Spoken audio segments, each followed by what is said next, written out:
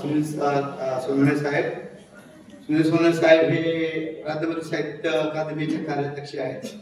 आणि एक अत्यंत महत्वाची गोष्ट अशी सांगायची आहे मला की आमच्या या म्हणजे आजच्या या कार्यक्रमाला जे सन्माननीय उपस्थिती हजर झालेले आहेत त्यामध्ये सुद्धा आदरणीय डी.एल. कांबळे सरांच्या प्रेमापोटी आणि त्यांनी जी संपत्ती मिळवली, जी तुमच्या रूपाने, मित्र रूपाने, त्याचे चाहत्या रूपाने जे आहे ते तुम्ही या सभागृहात दिसत आहात. त्यामध्ये दीपश्री माने मॅडम दिसत आहे, एम.ए. पवार सर जे लोकसभेला लिहितात ते दिसत आहेत, रामभाऊ चव्हाण सर इथे आलेले आहेत, राजश्री शाहू महाराज वाचनालय ज्याला 22 वर्ष झालेले आहेत त्यांचे सचिव आहेत ते इथे, देणगे साहेब आलेले आहेत, ए.आर. कांबळे सर ऍडव्होकेट ते आलेले आहेत, शेमचे संचालक, सगळे या समाजासाठी आपल्या परिवाराला म्हणजे साईडला ठेवून थोड्या वेळासाठी का असे ना या समाजासाठी झटत आहेत. पण आजची जेव्हा जी आपण परिस्थिती बघत आहोत यांच्या जे एकंदर कार्यावर आतापर्यंत जे कार्य करत आहेत त्याची जे उलटापालट कुठे झाली असेल तर आताची जी राजकीय परिस्थिती हे डोळ्यात समोर जाऊ देऊ नका प्लीज, कृपा करून. याच्यासाठी आता आपण आणखी म्हणजे वेगाने पुढे यायचं आहे वेगवेगळ्या माध्यमातून, मग ते साहित्य असो की ते मग राजकीय चळवळ असो, सामाजिक असो, सांस्कृतिक असो, हे सगळं साहित्य अकादमीच्याच अंतर्गत येत असतात. आणि म्हणून डी.एल. कांबळे साहेबांच्या प्रेमापोटी इथे दर्दीले लोक दिसत आहेत, गर्दीला कमी पण दर्दीले जास्त दिसत आहेत. एका परत डी.एल. कांबळे साहेबांच्या आणि या दर्दीले लोकांसाठी या समाजाची अतिशय सुंदर आणि चांगले लोक इथे आलेले आहेत. सर, यानंतर आपण प्रस्तावित भाषण सुनील सोनवणे साहेबांनी दिलं, आपण सन्मान पत्र दिलेलं आहे साहेबांचं आणि ते वाचन पण झालेलं आहे आपल्या समक्ष. आता आपण मुख्य अजून एक कार्यक्रम बाकी आहे तो आपला इथे ग्रंथ प्रकाशन आहे. त्या ग्रंथ प्रकाशनाच्या मान्य जे आहे ते ग्रंथ आदरणीय डी.एल. कांबळे साहेबांनी लिहिलेला आहे. त्याच्यातला एक आहे बोधिसत्वांच्या जातक अट्टकथा भाग 9 ते 11 आणि याचं जे प्रकाशन आहे ते आदरणीय दामोदर मोरे सर हे करतील. आणि मग त्याच्यानंतर आणि सर्वांच्या हातामध्ये अट्टकथा हे जे ग्रंथ आहे ते देण्यात येत आहे. मात्र त्याचं जे पहिलं जे उद्घाटन आहे ते दामोदर मोरे आणि आपल्या सहकार्यांच्या सोबतीने करतील. दुसरं जो आहे ग्रंथ प्रकाशन तो धम्मसारथी डी.एल. कांबळे अमृत महोत्सवी गौरव ग्रंथ यांचं जे गौरव ग्रंथाचं जो प्रकाशन आहे ते आजचे प्रमुख पाहुणे आणखी जे आपले राजाराम पाटील साहेब आहेत त्यांच्याही हस्ते होणार आहे. आणि यांना आम्ही सगळे लोक मान्यवर यायचे तेव्हा सुद्धा ते दोन्ही ग्रंथाचं प्रकाशन आपल्या समक्ष होत आहे. तेव्हा आपण त्याचं स्वागत करायचं, टाळ्याच्या गजरामध्ये आपण स्वागत करायचं आहे. आणि स्वर्णभूमी साहित्य अकादमीला आपण पुढे नेण्यास आम्हाला पाठिंबा द्यावा अशी आमची इच्छा आहे. सगळ्यांनी ग्रंथ तिथे ठेवलेले आहेत. आपली आमच्या पुस्तकात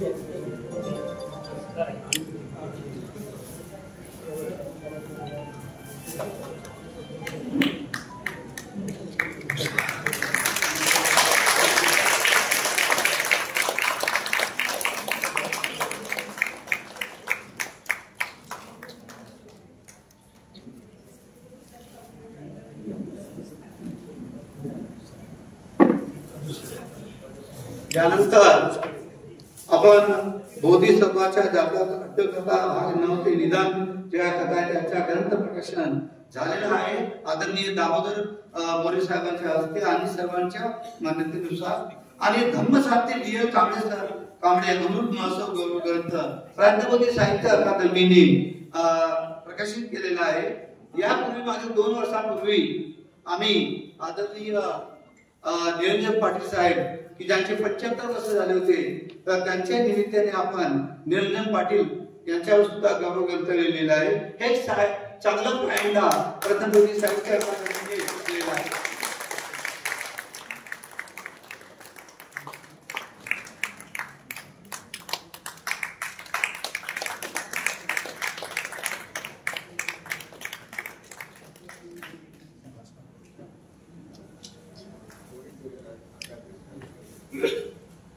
धन्यवाद आदरणीय दामोदर मोरे सर आणि आदरणीय राजाराम पाटील सर.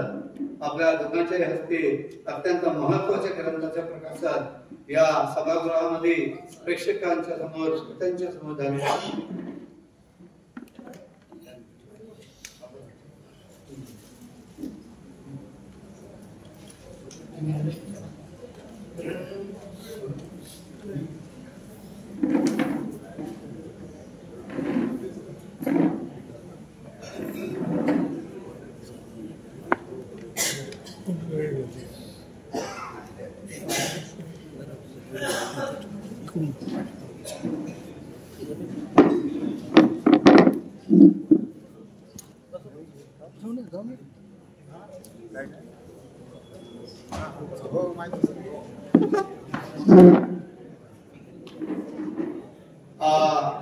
म्हणतात ना की समाजामध्ये जेव्हा आपण चांगलं कार्य करतो, मग ते साहित्याच्या माध्यमातून असो की सांस्कृतिक असो की वाचनालय असो, शाळा कॉलेजेस शिक्षण वगैरे असेल किंवा धर्मकार्य असो, या सगळ्या कार्यासाठी इथे या सभागृहात अजूनही आदरणीय डी.एल. पाटील सरांना म्हणजे त्यांच्या चाहनेवाले जे मित्रगण आहेत ते अजूनही येत आहे.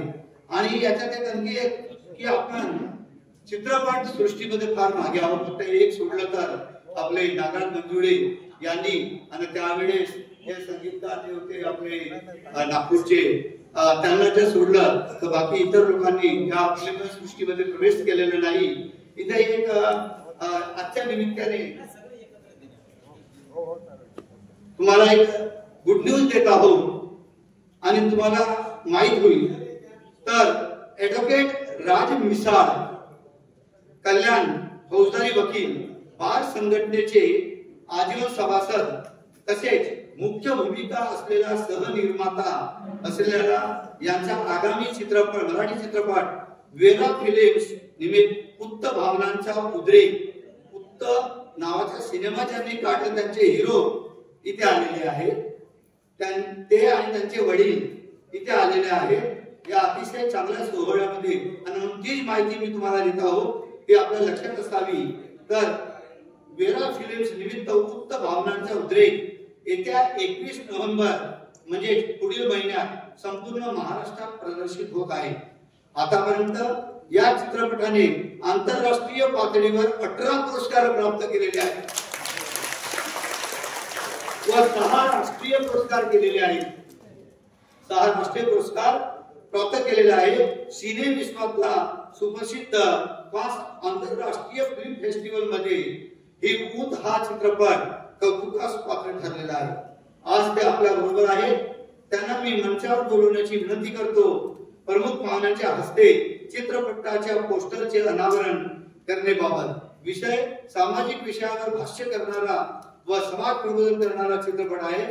तुम्हाला सर्वांच्या साक्षीने आपण त्यांच्या उद्घाटन करीत आहोत. हे जमेची बाजू आहे. हिरो इथे तुमच्या समोर आलेले आहे.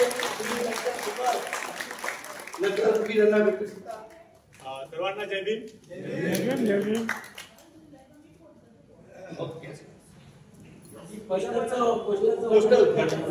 आपण या वृत्त चित्रपटाच्या मान्यवरांच्या हस्ते उद्घाटन करत आहोत. त्याच्या पोस्टरच्या सर्वांनी बघायचं आहे. त्यानंतर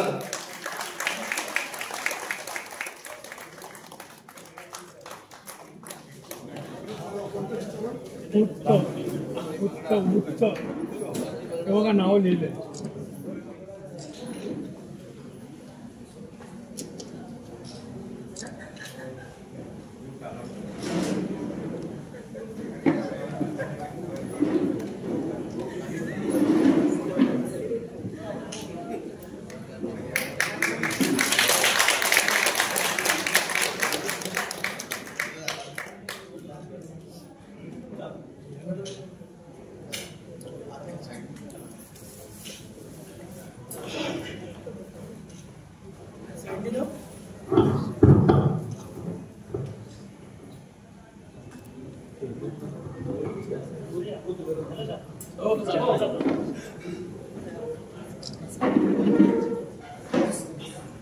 आईने बोलायला शिकवलं, वडिलांनी चालायला शिकवलं,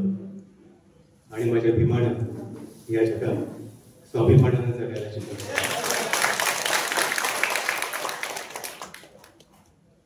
सर्वांना ॲडव्होकेट राज मिश्रा यांच्याकडनं सप्रेम जय भीम.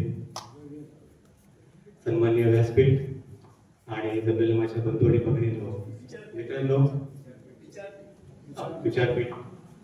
मित्रांनो, मी ॲडव्होकेट राज. वकिली व्यवसाय करता करता कलाक्षेत्राची आवड होती. पहिल्यापासूनच नाटक एकांकिका केलं आणि माझा आता आगामी मराठी चित्रपट ऊत, आपण बोलतो की अरे ऊत आला, 4-5 दिवसापासून पावसाला ऊत आलाय, इथे बघतोय गर्दीला ऊत आलाय. आता आमचा ऊत भावनांचा उद्रेक हा चित्रपट संपूर्ण महाराष्ट्रात जवळजवळ 400 थिएटरला रिलीज होतोय. कल्याणसारख्या उपनगरात राहून वकिली व्यवसाय करता करता कलाक्षेत्राची आवड होती. त्यावेळी सहनिर्माता आणि मुख्य भूमिकेत असलेला हा चित्रपट आतापर्यंत 18 आंतरराष्ट्रीय पुरस्कार प्राप्त. या चित्रपटामुळेच म्हणजे माझ्या बाबासाहेबांमुळेच की संपूर्ण 6-7 देश फिरलो. श्रीलंकेत फर्स्ट प्राइज, दुबईमध्ये टॉप 10, नंतर श्रीलंका, दुबई, कॅनडा, कान्स. तर एवढंच सांगू इच्छितो की योगायोगाने आताच माझ्या फिल्मचा टीजर रिलीज झालेला आहे. तो तुम्ही गुगलला जरी टाकलं तरी तुम्हाला संपूर्ण ऊत चित्रपटाची माहिती मिळेल. भरपूर संघर्ष करून हा चित्रपट बनवला आहे. कारण I am not a star kid और we don't have any godfather. आज माझे वकील समोर पप्पा उभे आहेत, त्यांच्यामुळे मला वाटतं की हा माझ्या आयुष्यातला एक अविस्मरणीय क्षण आहे. एक ही मंच पे पिता और बेटा समक्ष आज हम खडे हैं. तर सांगायचा मुद्दा असा आहे की जास्त वेळ घेत नाही, वेळेची मर्यादा आहेत. खूप संघर्ष करून हा चित्रपट बनवला आहे. तर मायबाप रसिक प्रेक्षकांना हीच विनंती आहे की अजून एक सांगू इच्छितो, तुम्ही पोस्टर पाहिला असेल, थोडा फक्त हे करता क्लायमॅक्स थोडा आहे, 2 शेड त्याच्यामध्ये मी दाखवलेले आहेत. नंतर तो तुम्हाला क्लायमॅक्स होईलच ओपन. पण याच्यामध्ये एक सामाजिक विषयावर भाष्य करणारा चित्रपट असून समाज प्रबोधन यातून आपण करतोय. कारण माझं असं वैयक्तिक मत आहे की चित्रपट हे जरी मनोरंजनाचं साधन असलं तरी तो समाज परिवर्तनाचा एक आरसा आहे. त्याच्यामुळे आपण समाजाला काय देतो ते महत्वाचं आहे. तर अजून एक मुद्दा असा आहे की या चित्रपटातून आम्ही महापुरुषांचे विचार मांडलेले आहेत. त्याच्यामुळे तसेच तथागत पूर्ण जगाला, पूर्ण विश्वाला शांतीचा संदेश देणारे तथागत गौतम बुद्ध यांचे विचारही त्यातून मांडलेले आहेत. त्याच्यामुळे मला तमाम आपल्या लोकांनी सांगू इच्छितो की कुठलेही पाठबळ नसताना चित्रपट मी केला आहे. आतापर्यंत 18 आंतरराष्ट्रीय पुरस्कार मिळाले. तर सर्वांना परत एक नम्र विनंती आहे की सर्वांनी हा चित्रपट 21 नोव्हेंबरला आपल्या जवळच्या चित्रपटगृहात जाऊन जावं आणि या कल्पना की भीमाचं लेकरू, माता रमाईचं लेकरू याला सहकार्य करावं. एवढंच बोलतो. सर्वांना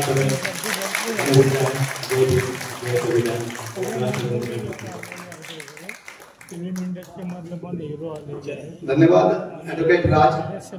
प्रज्ञावती साहित्य अकादमीच्या वतीने आपल्या या ऊत चित्रपटाला आम्ही आता शुभेच्छा देतो आणि तमाम जनतेला विनंती करतो की त्यांनी या ऊत चित्रपटाचा आस्वाद घ्यायचा आहे, बघायचा आहे. थिएटरला जर ज्या दिवशी 21 नोव्हेंबरला लागेल तर तुम्ही तुफान जरी दाखवा, तुफान एक्सप्रेस सारखा, तेव्हाच आमचे समाजातून आपले स्वतःचे हक्काचे हिरो निर्माण होतील आणि आपण आपला फिल्म दुनियातील हा स्टेज निर्माण करू.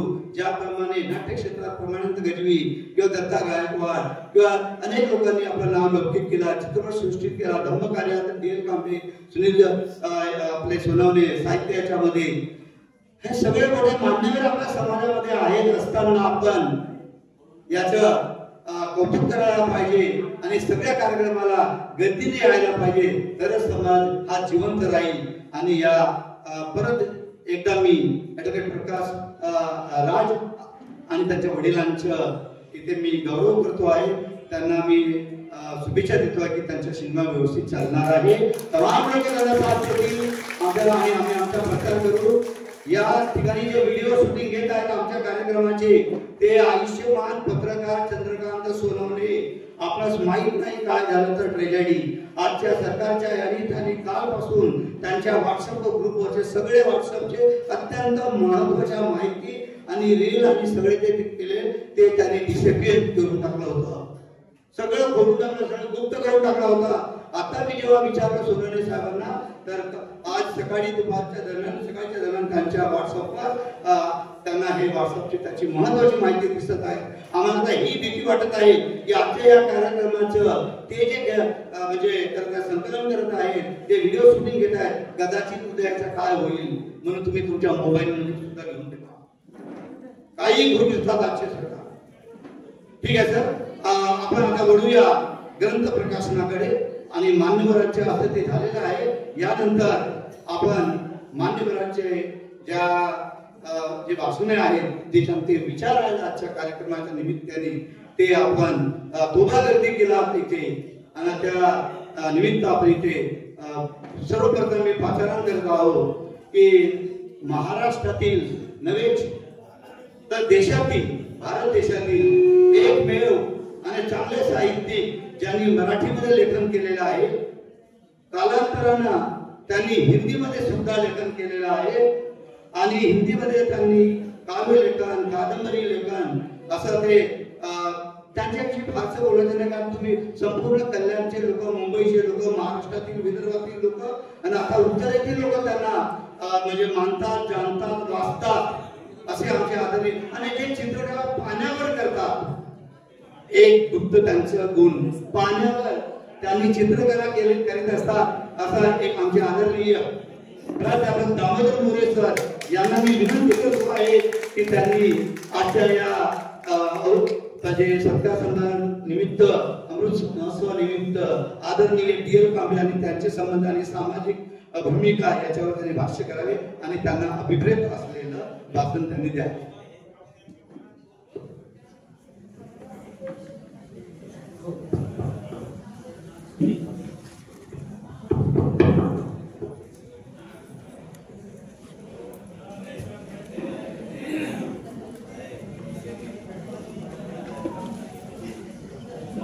धम्मसूर्य भगवान बुद्ध, स्वराज्य सूर्य छत्रपती शिवाजी महाराज, क्रांती सूर्य ज्योतिराव फुले, समता सूर्य शाहू महाराज, प्रज्ञा सूर्य डॉक्टर बाबासाहेब आंबेडकर या सर्वांना विनम्र अभिवादन.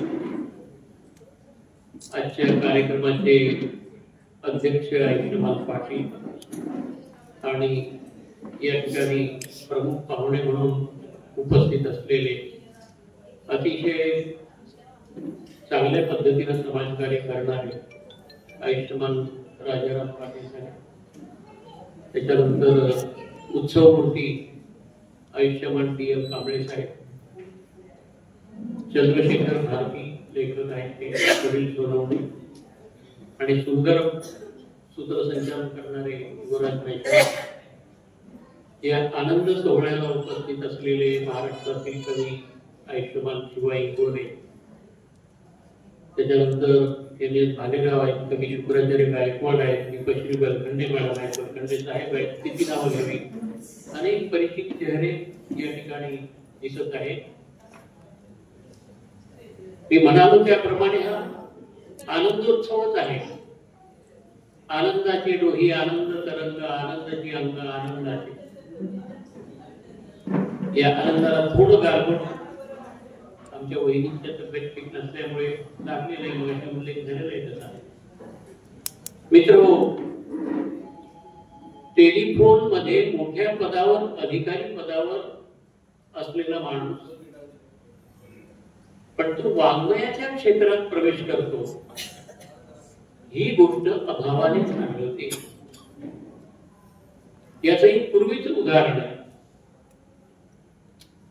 त्र्यंबक सपकाळे नावाची पीसी, अतिशय जबरदस्त धारदार कविता ते लिहायचे. त्यांनी एक कविता लिहिली होती, गाडी लागली माझे गाडी लागली, कारण ते अहिराणी पट्ट्यातले आणि अहिराणी मुलीतली ती कविता. कारण ट्रेन मध्ये सुद्धा अस्पृश्यतेचा अनुभव त्यांना आलेला होता. म्हणजे कलावंतासाठी शिक्षण महत्वाचं असतं तसं नाही, ज्ञानाचं क्षेत्र महत्वाचं असतं तसं नाही, प्राध्यापकाचं क्षेत्र आवश्यक असतं तसं नाही, शिक्षकाचं क्षेत्र आवश्यक असतं तसं नाही. सृजनाचा पाना कुणाला कुठे येईल, कुठे हे सांगता येत नाही. डी.एल. कांबळे हे वेरा गोडा यांचा इंग्रजी ग्रंथ त्यांनी वाचला. महाकाय अशा तऱ्हेचा ग्रंथ, अप्रतिम देखणा ग्रंथ, एकीकडे सुंदर अशा तऱ्हेच्या जातक कथा, धम्मकथा, त्यातील चित्रावली, कुणालाही मोह होईल अशा तऱ्हेची ग्रंथसंपदा, सुंदर अशा तऱ्हेची. आणि स्वाभाविकपणे डी.एल. कांबळे त्या ग्रंथाच्या प्रेमात पडले आणि तो ग्रंथ मराठीमध्ये आणावा या सम्यक ध्येयानं त्यांना झपाटलं.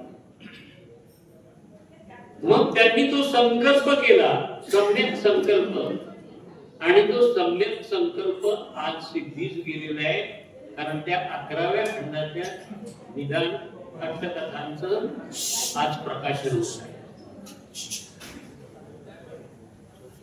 संकल्प माणसं करतात, पण बुद्ध धर्माच्या दृष्टीनं तो तुमचा संकल्प सम्यक आहे का, हा महत्वाचा मुद्दा असतो.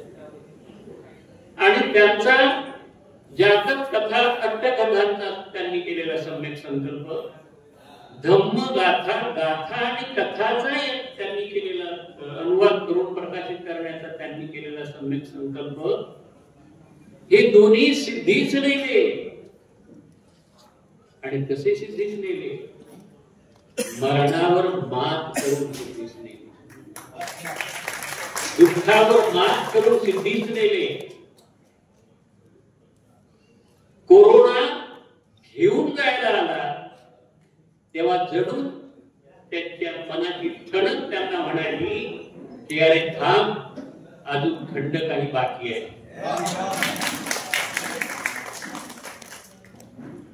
अजून माझं काम बाकी आहे.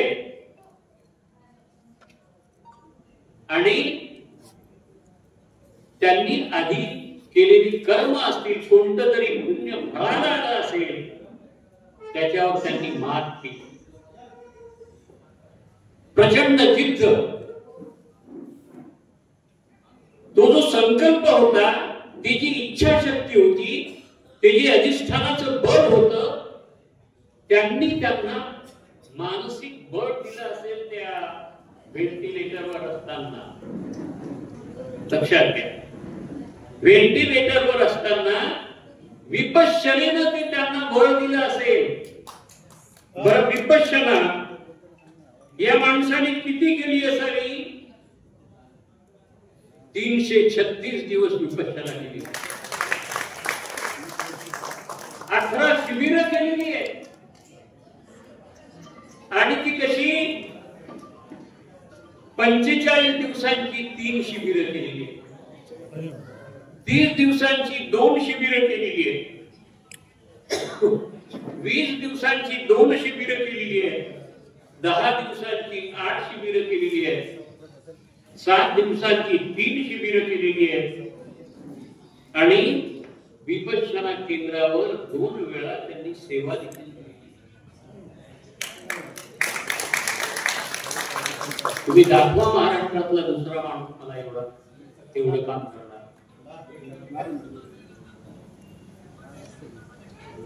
म्हणजे म्हणून मी शब्द वापरला अधिष्ठान.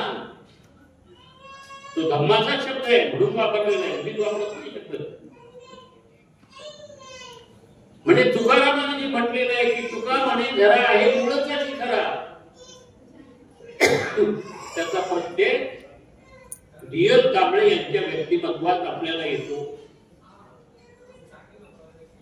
डी.एल. कांबळे आज ज्या शिखरावर पोहोचलेले आहेत, ते काही अकारण पोहोचलेले नाही. त्याच्या मागे म्हणजे मेणबत्ती जशी अंधाराशी झगडत असते, वाऱ्या वादळाशी झगडत असते, आणि तरीही अंधाराला दूर लोटत असते, तरीही अंधाराला दूर लोटत असते. विकट परिस्थितीवर प्रतिकूल परिस्थितीवर मात करत कांबळे अंधार तुडवत उजेडाच्या वाटेनं पुढे आलेले आहेत. कंदिलाच्या उजेडात अभ्यास करून 10वीला 73% मार्क्स मिळवलेले आहेत. कंदिलाच्या उजेडात साधी गोष्ट आहे का? आणि आंबाडीची भाजी खाऊन, ज्वारीची आंबील खाऊन, तुरीच्या घुगऱ्या खाऊन, आईचा त्याग, लहानपणीच वडिलांचं छत्र हरवलेलं, त्यांच्या वडिलांचं छत्र हरवलेलं होतं, माझ्या आईचं छत्र हरवलेलं. ते 1 वर्षाचे असताना आणि काही महिन्यांचा असताना काय वाटायला येईल ते सांगता येत नसतं. पण त्याच्यावरही मात करून जे पुढे जातात त्याच्यातला आनंद वेगळाच, ज्याला उपमा देता येत नाही. आणि ही समाज व्यवस्था लहानपणी त्यांनी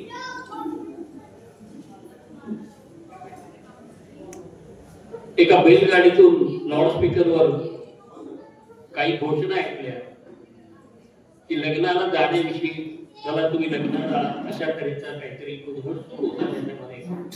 ती सर्व बैलगाडी त्या घोषणा याची भुरळ पडली आणि आजचे डी.एल. कांबळे म्हणजे पूर्वीचे दसऱ्याला जन्म झाला म्हणून माऊलीने नाव दशरथ ठेवलं. आजचे डी.एल. कांबळे दशरथला वाटलं की चला आपण जाऊया त्या लग्नाला. आणि ते सर्व वऱ्हाडी एका गावावरून बैलगाडीनं दुसऱ्या ठिकाणी जायला निघाले. आणि तिकडे जायला निघाल्यानंतर उन्हाळ्याचे दिवस, ऊन डगमगत होत, सर्व वऱ्हाड्यांना तहान लागलेल्या आहे. तहान भागवायची कशी? तर काही भिल्ल भगवानची घरं त्या ठिकाणी होती रस्त्यात, जशा वाड्या असतात कोकणात तशी घरं होती. मग त्या ठिकाणी जाऊन एका घरात काही वऱ्हाडी शिरली अंगणात, शेजारच्या अंगणात काही वऱ्हाडी शिरली. या अंगणात एक स्त्रीनं घरातला शेर आणला. शेर म्हणजे ज्वारी मोजायचं माप, जे पत्र्याचं असतं. त्या शेरात पाणी टाकलं आणि त्या शेरातून ती पाणी पाजायला लागली. कारण तिला माहित झालं होतं की हे अस्पृश्य आहे, हे महार आहे. त्याच्या आधी शेजारच्या बाईंनी दशरथ आणि सोबतचे जे वऱ्हाडी होते त्यांना चांगला गडवा आणला, पितळेचा, चांगले ग्लास आणले आणि त्याच्यातून पाणी दिलं. आणि जेव्हा तिचं तिकडे लक्ष गेलं की शेरातून पाणी पाजलं जात आहे, तेव्हा मग तिचं कुतूहल जाणं होतं. आणि मग ती विचारते, कोण रे तुम्ही? अभिमान. आणि ती लगेच तो ग्लास गडवा जोरात फेकून देते आणि खाणेरड्या शिव्या द्यायला, घाणेरड्या शिव्या द्यायला लागते. आणि पाणी देत नाही. आणि इकडे तर तार भागलेली नाही, पाणी प्यायचं येत आहे. ही समाज व्यवस्था. कसं परिवर्तन घडवलं असेल, कशी क्रांती घडवली असेल बाबासाहेब.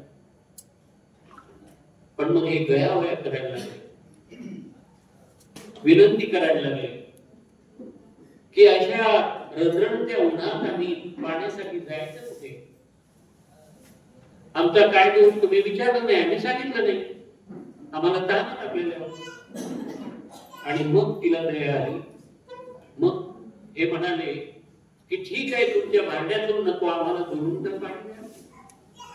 आणि मग त्या माऊलीने दुरून पाणी वेगळी नेहमीच्या पद्धतीनं आणि जे पूर्वज आपले पीत आले पाणी त्या पद्धतीनं ते पाणी.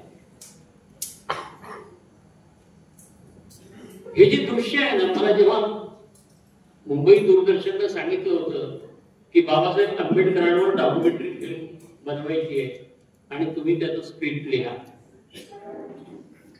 ते मला त्या याच्यावरून आठवलं पटकन ते. तर मी कसं चितारलं होतं बघा दृश्य. मी कॅमेरामॅनला सांगितलं की बाबासाहेबांच्या डोळ्यांचाच फक्त क्लोजअप घे, फक्त डोळ्यांचा क्लोजअप घे.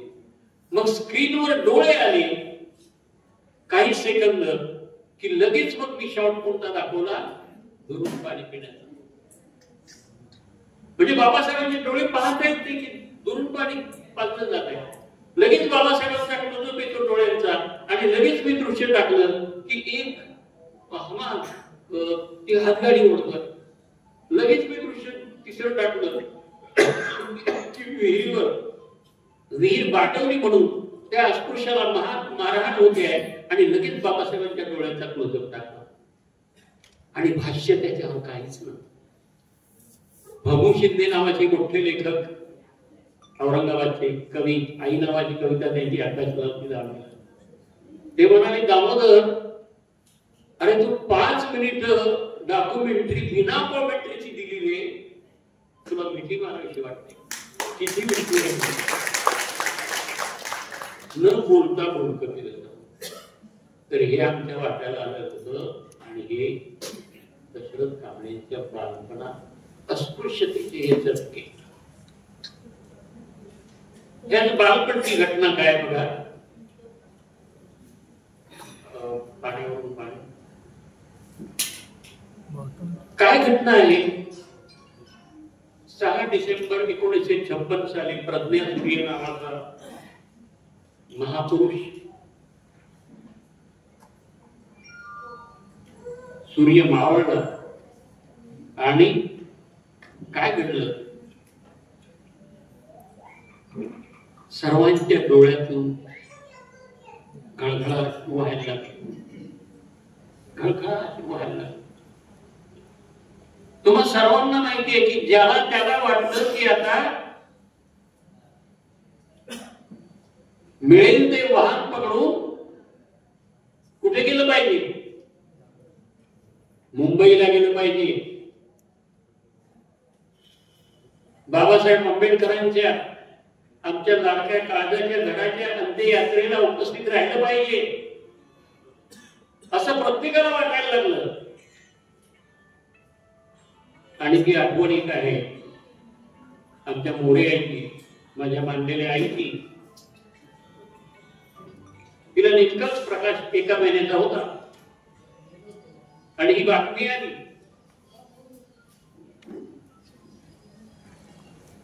झुंबरलाला मोरे बायकोला म्हणाले की मी कार्यकर्त्यांसोबत चाललो मुंबईला, तू काही येऊ नको, बाळ लहान आहे, काय तू काही येऊ नको, आग्रह धरू नको, मी तुला येऊ देणार नाही. आणि ही आई कोणती, बाबासाहेबांच्या सभेत गाणं गायलेली. कोणतं गाणं, परदेशी बंधू ये रे मना गावले, एवढा निरोप सांगी द्या रे मना भीमराव. हे गाणं काय, बाबासाहेबांच्या डोळ्यात अश्रू आले. ते बाबासाहेब, ज्या बाबासाहेबांना मांडी पोळी जळगाव धुळे करून खाऊ घातली आणि बाबासाहेबांना गंमत वाटली ती मोठी लांबट पोळी पाहून आणि बाबासाहेबांनी टेप आणायला लावला तो 22 इंच ती भरली होती. अशा आठवणींचा कल्लोळ मंडळाच्या मोरेच्या मनामध्ये. मग कसलं मन स्वस्त बसतंय. सर्वजण जाऊन गाडीत बसले. धुळ्याहून गाडी 1 मिनिटात निघणार. तेवढ्या तिकडे आई घरच्यांना म्हणाली याला सांभाळा, बाहेरचं दूध पाजा नाही तर काय करायचं, मी चाललो. आणि धावत धावत शेवटच्या डब्यात येऊन बसली आई. हे पुढच्या डब्यात होते. जेव्हा दादरला उतरले आणि लक्ष केलं मंडामऱ्याकडे, झुंबरला प्रचंड चिडले. काय मारून टाकते का मुलाला तू? आईचं उत्तर काय, मेलं तर दुसरं होईल, पण बाबासाहेबांचं दुःखद दर्शन करून घ्या.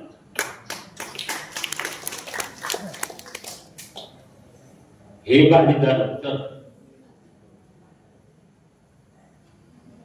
हे सांगायचा आमची भाग पुढेच आहे, त्याच्यामुळे हे सांगतोय. ही तर अंत्ययात्रा मुंबईत निघाली होती,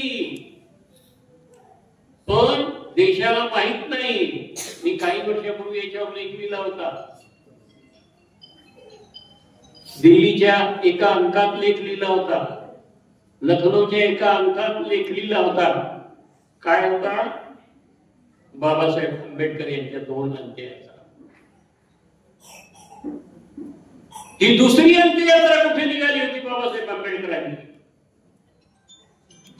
ही दुसरी अंत्ययात्रा, त्या दुसऱ्या अंत्ययात्रेचे साक्षीदार आहेत दशरथ कांबळे.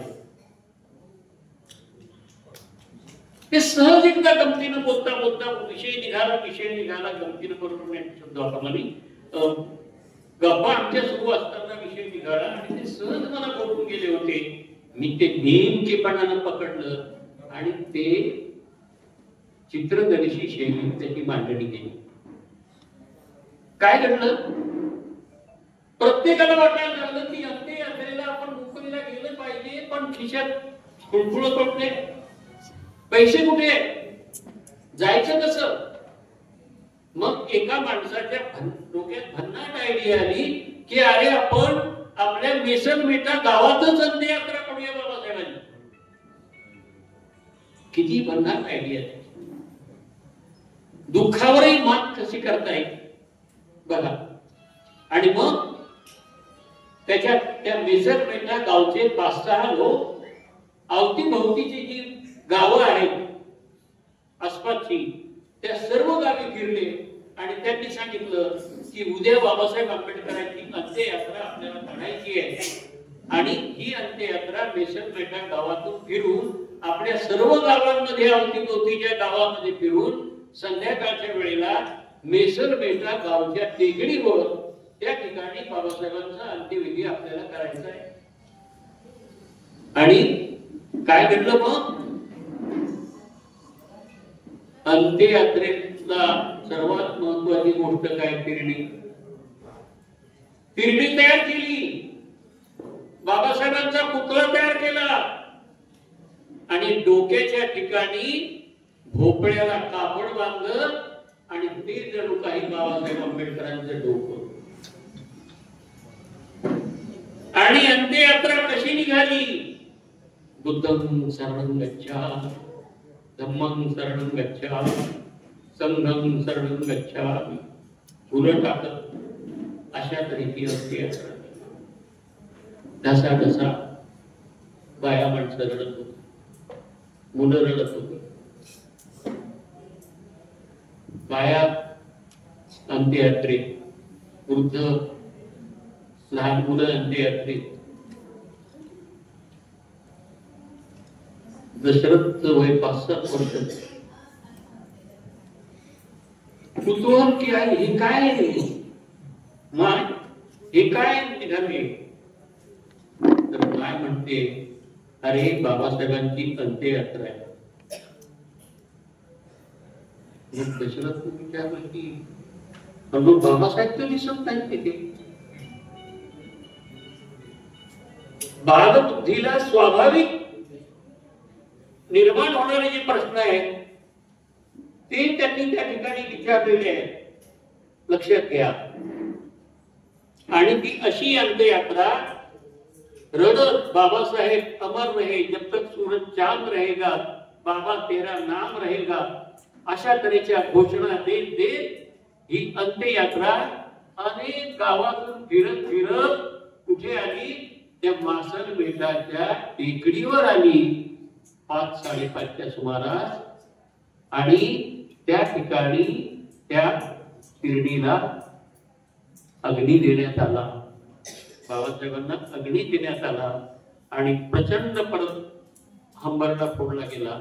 आधी त्याच्यात त्रिशरण पंचशील घेण्यात आलं आणि नंतर अग्नी देण्यात आला, लक्षात घ्या.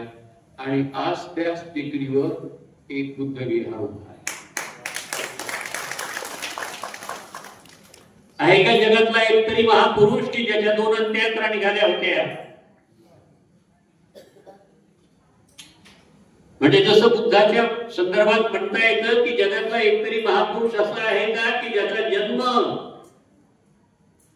पौर्णिमेला वृक्षाखाली, ज्याला ज्ञानप्राप्ती पौर्णिमेला वृक्षाखाली, ज्याचं महापरिनिर्वाण पौर्णिमेला वृक्षाखाली, असं आहे का एखाद्या महापुरुषाच्या जीवनात? तसं बाबासाहेबांच्या जीवनातल्या अनेक घटना अशा आहेत की ज्या मौलिक आहेत. आणि डी.एल. कांबळे यांची माय काय म्हणाली? 73 मार्च मिळाल्यानंतर मास्तर म्हणाले की पोरग हुशार आहे, त्याला चांगल्या कॉलेजला टाक. आणि मग बाबासाहेबांनी स्थापन केलेल्या औरंगाबादच्या नागसेन वनात डी.एल. कांबळे शिक्षण घ्यायला गेले. आज जे डी.एल. कांबळे दिसतात आपल्याला, हे विसरता कामा नये की त्या नागसेन वनानं त्यांच्या मनाची मशागत आंबेडकरी विचारांनी केलेली आहे. यश दिसत असतं, त्याच्या मागचे हात दिसत नसतात. त्या परिसराचे हात आहेत पाठीमागे, त्या परिसराची प्रेरणा आहे पाठीमागे काय. आणि एकदा तिथला आंबेडकरी विचार रुजला, ते बियाणं रुजलं की ते आता वटवृक्षाच्या रूपात दिसायला लागतं. इतरांना फळं देतं, चावून देतं, पाणी देतं, फुलं देतं काय. आणि आज आपण पाहतो डी.एल. कांबळे हे अशा शिखरावर पोहोचलेले आहेत की ते त्यांच्या 75 निमित्त प्रज्ञाबोधीला वाटतं, म्हणजे समाजाला वाटतं की नाही, यांचा गौरव ग्रंथ निघाला पाहिजे. मी नेहमी म्हणत असतो की ज्योतीने विसरायचं नसतं की मी वातीमुळे आहे. ज्योतीने विसरायचं नसतं की मी वातीमुळे आहे. वातीने विसरायचं नसतं की मी तेलामुळे आहे. वातीने विसरायचं नसतं की मी तेलामुळे आहे. तेलाने विसरायचं नसतं की मी पणतीमुळे आहे. पणतीने विसरायचं नसतं की मी मातीमुळे आहे. माणसाने विसरायचं नसतं की मी समाजामुळे आहे. तुम्ही आणि मी विसरायचं नसतं की आम्ही बाबासाहेबांमुळे. ते विसरले नाही की आम्ही बाबासाहेबांमुळे आहोत, आम्ही समाजामुळे आहोत. समाजात अशी काय माणसं आहेत समाजाला विसरतात, पण तेही विसरतात की पाण्याच्या थेंबाचं अस्तित्व जोपर्यंत पाण्याचा थेंब पाण्यामध्ये असतो तोपर्यंत असतं. पाण्याच्या बाहेर जरा वाळूवर टाकून पहा, त्याचं अस्तित्व दिसत असतं. विसरायची नाही आपली आयडेंटिटी, विसरायची नाही. इतर लोक तुमची आयडेंटिटी काढून घेतात, हा कोणत्या जातीचा आहे, कारण त्याच्यातच त्या देशात इंटरेस्ट असतो. कोणत्या जातीचा आहे लपवायची नाही आयडेंटिटी. आणि कांबळे साहेब पहिल्यापासून त्यांनी धम्माच्या मार्गावर वाटचाल केलेली आहे. आज 25 ग्रंथ त्यांचे प्रकाशित झालेले आहेत. लक्षात घ्या, जातक अट्टकथा, धम्मपद गाथा आणि कथा 7,000 पृष्ठांचा अनुवाद पाटील साहेब त्यांनी केलेला आहे. एखाद्या प्राध्यापकालाही लाजवील असं प्राध्यापक नसलेल्या डी.एल. कांबळेंचं कार्य आहे. आणि हे माइलस्टोन काम आहे, हे कायम राहणारं काम आहे, हे इतरांना प्रेरणा देणारं काम आहे. आणखी एक मी नेहमी सांगत असलेली कथा मी इथे थोडक्यात सांगतो, कारण त्याचाही संबंध डी.एल. कांबळेंच्या एका विशिष्ट गुणाशी आहे, म्हणून सांगणं गरज आहे की काहींना पुनरावृत्ती वाटेल, नव्यानं ऐकणाऱ्यांना ती चांगलीच वाटेल.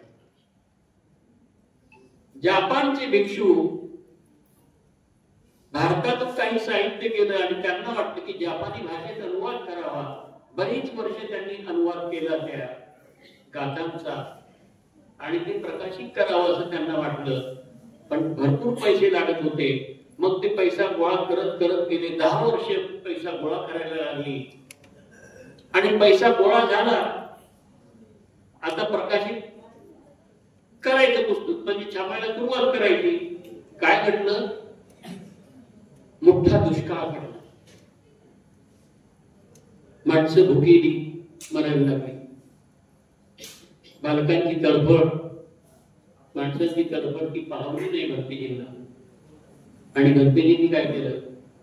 ते 10,000 रुपये ती माणसं कशी वाचतील त्याच्यासाठी खर्च केले.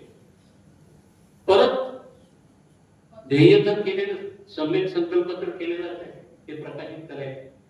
परत पैसे गोळा करायला लागले. 10 वर्ष लागली. 10,000 रुपये गोळा झाले. जुन्या काळातली गोष्ट लक्षात घ्या, आजच्या काळातली नाही. 10 वर्ष लागली. 10,000 गोळा झाले. आणि काय घडलं? मोठा महापूर आला. घरदार, अन्नधान्य, कपडे लत्ते सर्व वाहून गेले. आणि परत ते उद्ध्वस्त संसार भंतेजींना पाहवले नाही.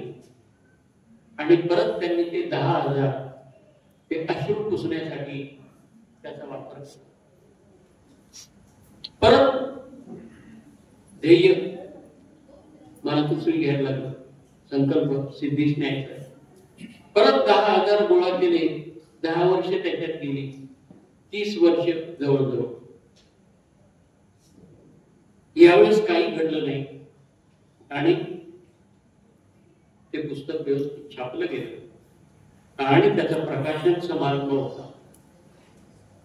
आणि भंतेजी उभे राहिले. आणि भंतेजी पहिलेच वाक्य काय म्हणते? मला खूप आनंद होत आहे की या ग्रंथाची 3री आवृत्ती आज प्रकाशित होते. मला खूप आनंद होत आहे की या ग्रंथाची 3री आवृत्ती आज प्रकाशित होत आहे. माणसं कुजबुजायला माणसं कुजबुजायला लागली की आधीच्या 2 आवृत्त्या तर आम्ही पाहिल्याच नाही. भंतेजी काय म्हणाले की ज्यांना करुणेचे डोळे आहेत त्यांनाच त्या दिसतील. ज्यांना करुणेचे डोळे आहेत त्यांनी त्या आवृत्त्या पाहिल्या. या पुस्तकांचा हेतू काय? या निदान कथाचा हेतू काय? या जातक कथा खंडांचा हेतू काय? दंपक गाथा आणि कथा याचा हेतू काय? या सर्वाच्या मुळाशी बुद्धाची धुळधुळती करुणा आहे.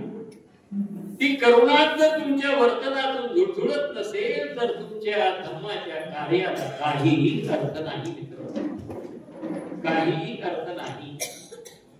मी 10 भाषणं ठोकत असेल पण मी जर दुसऱ्याचा द्वेष करत असेल तर माझी सर्व 10 भाषणं शून्य.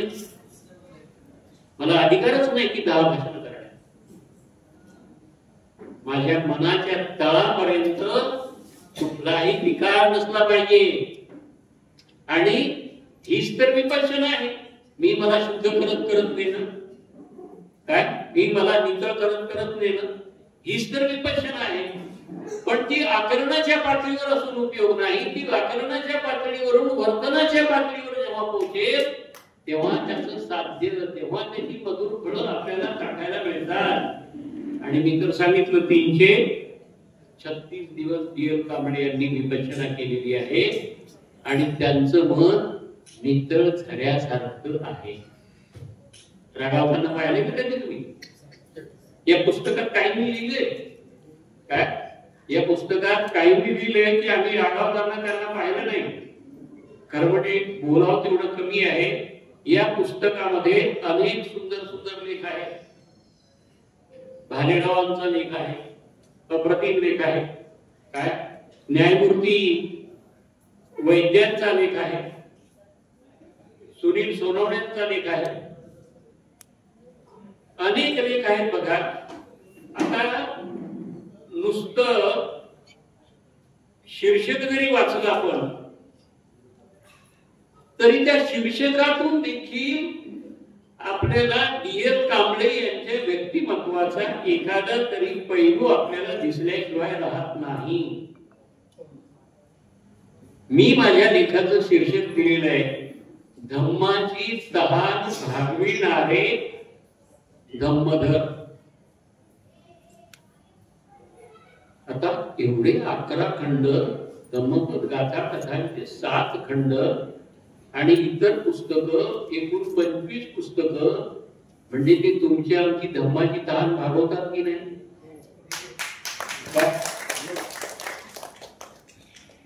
वेरावळाचं पुस्तक वाचलं त्यांनी आणि त्यांनी त्यांची धम्माची तहान भागवली. पण हीच तर करू नये. अरे माझी तहान भागली, पण माझ्या दुःखितांचं काय?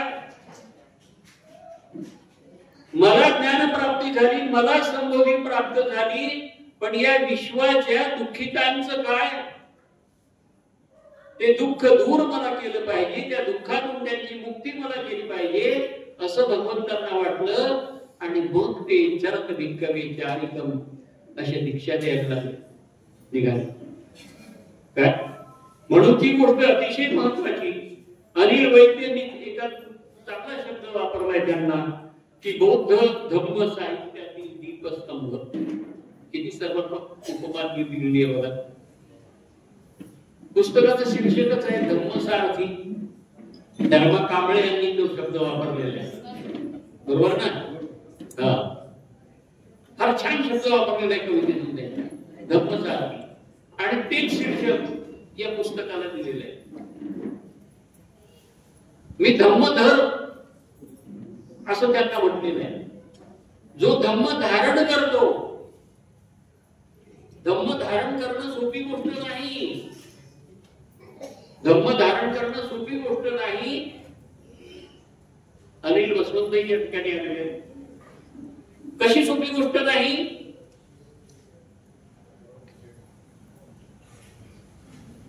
माऊली संध्याकाळच्या वेळेला गावाकडे कंदिलाचा काच संध्याकाळच्या वेळेला दररोज पुसून काढते आणि त्याच्यात तेल भरते आणि मग दिवा लावते. आपल्या मनाच्या काचेचं काय? कधी स्वच्छच करत नाही आपण आणि निघतो उजेड पाडायला.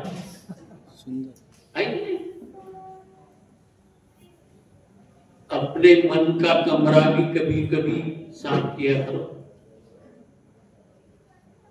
आपल्या जरा अंतर्गत डोकावून पहा. आपल्या मनाच्या भिंतीवर कुठे पाली सरपटत असतात, कुठे झुरळ इकडे तिकडे पळत असतात, कुठे कोळ्याने जाळं केलेलं असतं विकारांचं.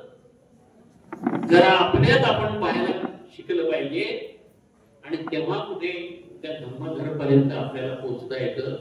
चांगला उपासक म्हणून किंवा उपासिका म्हणून या पदापर्यंत नुसते पांढरे शुभ्र कपडे घातले पण मनात जर विकाराचे डाग असतील तर त्याला काहीही अर्थ नाही. मित्र, राजाराम पाटील साहेबांनी आदर्श शिक्षक अशी उपमा त्यांना दिलेली आहे. एक चांगला वक्ता हा लोकशिक्षकच असतो. राजाराम पाटील हे उत्तम वक्ते आहेत. काय? लोकशिक्षकच असतो आणि लोकशिक्षणाचा वसा त्याने घेतलेला असतो. शुक्राचार्य गायकवाड म्हणतात की धम्मपदाचा उपदेश देणारे दियर कांबळे. कुणाच्या उपदेशाला महत्व नसतं बरं. आधी अधिकार कमवावा लागतो. 336 दिवस विपश्यना करून तो अधिकार त्यांनी कमवलेला आहे आणि तेव्हा तो अधिकार प्राप्त झालेला. उगीच नाही. नाहीतर बोलायचं असं घातलं बोलायचं कडी घेऊन या तृप्त कोण झाला उपयोग काही नाही. चिंतनशील लेखक असं चंद्रशेखर भारतींनी म्हटलेलं आहे. काल एका चित्रकर्ती बाईंनी माझ्या चित्राची समीक्षा केली. एका खांबावर एकटाच असा पक्षी बसलेला आहे आणि नेमका तो मी टिपलेला आहे. त्या बाईंनी म्हटलेलं आहे की म्हटलं तर हा पक्षी चिंता करतोय. पण एखादा ध्यान करणारा माणूस असेल तर तो माणूस म्हणजे विचारवंत माणूस असेल तर तो काय म्हणेल, अरे काय एकटा चिंतन करत बसलाय. पण एखादा ध्यानस्थ माणूस असेल तर काय म्हणेल, बऱ्याच दिवसात मी ध्यान केलं नाही, चला मलाही ध्यान केलं पाहिजे. दृश्य एकच, आपल्या अनुभवानुसार आपण तो अनुभव घेतो. काय शंकर रामटेके या संस्थेची त्यांनी फार सुंदर उपमा दिलेली डी.एल. कांबळेंना, बौद्ध साहित्यातील अनमोल हिरा. बघा, दीपस्तंभाची उपमा, अनमोल हिऱ्याची उपमा, म्हणजे ती एखाद जाईन तर रात्र संपायची नाही. बोलता बोलता काय इतकं बोलण्यासारखं आहे. प्रेमराज मेश्राम यांनी धम्म सेनानी म्हटलेलं आहे. सेनानी हा तर घडतो, मग सेनानी कसं काय म्हटलं? आठवा, बुद्धाचा उपदेश आठवा. बुद्ध भिक्खूंना काय म्हणतात, आम्हालाही संघर्ष करायचा. पण हा आपला संघर्ष जास्त आहे, माराशी करण्याचा संघर्ष जास्त आहे, विकारांशी करण्याचा संघर्ष हा जास्त आहे. प्राध्यापक गजानन डोंगरे यांनी म्हटलंय की डी.एल. कांबळे हे विनम्र व्यक्तिमत्व आहे आणि भरपूरच आहे. विपश्यना करणारी माणसं तशी असतात. 2015 साली मी निवृत्त झालो. प्राध्यापकांनी निरोप समारंभ दिला. अनेक प्राध्यापकांच्या बोलण्यात हेच आलं की सरांना आम्ही रागावताना कधी पाहिलं नाही. विद्यार्थ्यांनी निरोप वेगळा दिला. त्या विद्यार्थ्यांच्या भाषणात सर आम्हाला वर्गात कधीही रागवले नाही. हे कुठून आलं? हे विपश्यनेतून झालं. 2003 साली विपश्यना केली. 2005 साली सत्यनारायण गोयंका गुरुजींची मुलाखत घेतली. गोयंका गुरुजींची भेट मिळणं मुश्किल. अर्ध्या तासासाठी वेळ दिली होती. प्रश्न इतके चांगले होते की 2.5 तास मुलाखत चालत राहिली. आता ती युट्यूबवर मुलाखत. ही संधी कशी मिळत जाते अतिशय त्याचं विश्लेषण करणं कठीण आहे. आनंद भोसले यांची मुलाखत घेतली, माईसाहेब आंबेडकरांची 2 वर्षांवर मुलाखत घेतली, वरती सुरे सोसायटीची मुलाखत, 25 मुलाखत.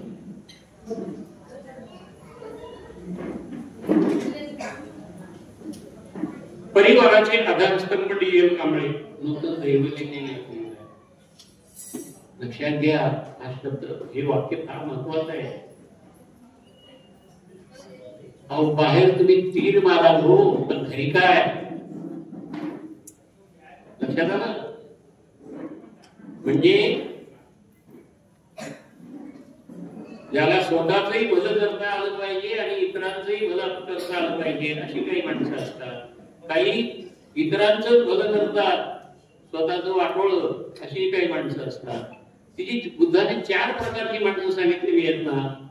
उत्तम पुरुष तो असतो परिवार सांभाळूनही समाजकार्य करतो. आणि म्हणून इथे परिवाराचे आधारस्तंभ म्हटलंय त्यांनी. त्याला कारण ते आहे परिपूर्णता. मीही तसा प्रयत्न केलेला आहे. त्याचं तुम्ही म्हणाल तुमचे बोलाचे भातकडी होती काय. मोठा मुलगा असिस्टंट जनरल मॅनेजर, दुसरा मुलगा मॅनेजर, तिसरा मुलगा मॅनेजर. त्याच्यापेक्षा महत्वाचं म्हणजे सर्व कलावंत. एकाने रामनेर झाला होता काही काळ गौतम रत्नजीकडे, जपानी भाषा शिकला. काय महत्वाचा मुद्दा काय, आपण पेरण्याचा प्रयत्न करायचा. काय घेता येईल ते घेतील, नाहीतर आपण काही बाजून तर ठेवू शकत नाही आपल्या मुलांना. पुढच्या पिढीपर्यंत ते पोहोचलं पाहिजे. नाहीतर आजकाल काय झालंय, इथे जर पाहिलं आपण तर चष्मे जास्त दिसतील आजच्या सगळ्याला. बिना चष्म्याची काम आहे तिथे. युवा पिढी हजर राहिली पाहिजे आपल्या कार्यक्रमात, कारण ज्यांना पुढे न्यायचं आहे हा आलोच देवाचा.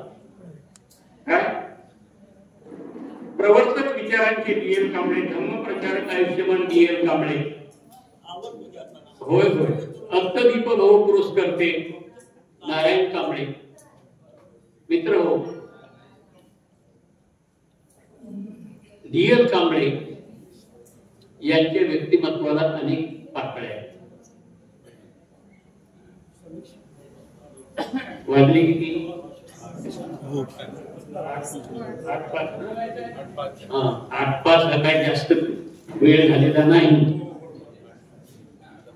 75 वर्षे काय पुन्हा पुन्हा होत नसतात. आम्ही नेहमीच खात असतो, कळलं का?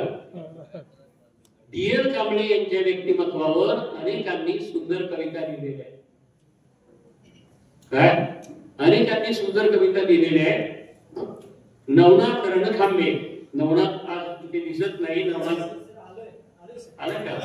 छान छान. तू काही कल्पना नवनाथ चांगल्या केलेल्या आहेत काय, आणि त्यामुळे त्या कवितेचा उल्लेख मला करावा असं वाटतं. जे चांगलं आहे त्याची नोंद घेतली पाहिजे, नाही घेतली तर सरांनी माझ्या लेखाचा उल्लेख केला नाही, माझ्या कवितेचा उल्लेख केला नाही. जे चांगलं आहे त्याची नोंद घेतली गेली पाहिजे. बघा, मासल बेटाच्या भूमीत अंकुरली एक कळी. बघा आज ती कळी उमललेली आहे की नाही? बघा आज फुल होऊन ते दरवळत आहेत की नाही? म्हणजे ती उपमा योग्य आहे की नाही? काय? आईच्या घामात न्हाली आशेची फुल काकरी डोळी. दारिद्र्याच्या चिखलातही उमलला कमळासारखा, धम्माच्या सूर्यकिरणांनी दाखवला जीवनाचा सखा. दारिद्र्याचा चिखल आणि त्याच्यात उमललेलं कमळ म्हणजे डी.एल. कांबळे.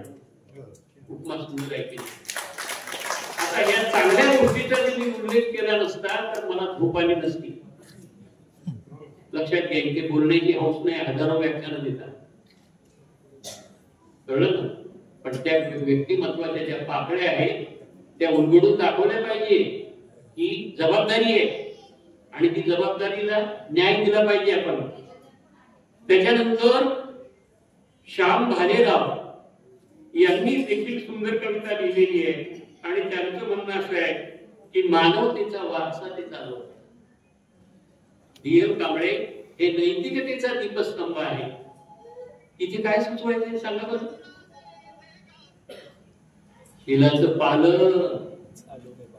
शिलाचं पालन ते करतात म्हणून नैतिक दीपस्तंभाची उपमा दिलेली आहे. संघरत्न घनगाव बघा, आंबेडकरी चळवळीचा ज्यांनी घेतला ध्यास, डी.एल. कांबळे त्यातील नाव एक खास.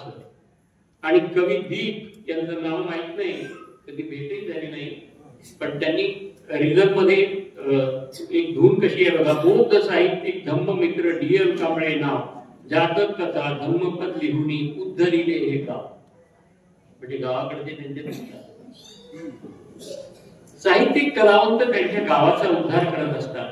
तर मित्र हो, मानवेंद्र साळवे, मुरलीधर दिवेकर, धर्माजी कांबळे, काशीनाथ सावंत अशा अनेकांनी सुंदर कविता लिहिल्या आहेत.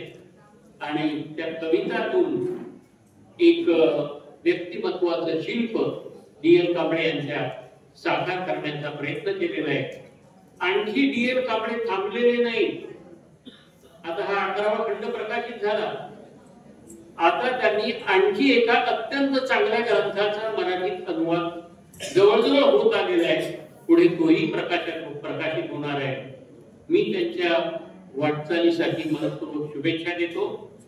त्यांना या सर्व कार्यासाठी निसर्ग भरभरून आरोग्य प्रदान करो अशी मंगल कामना करतो आणि या ठिकाणी थांबतो. जय हिंद, जय हिंद, जय भारत.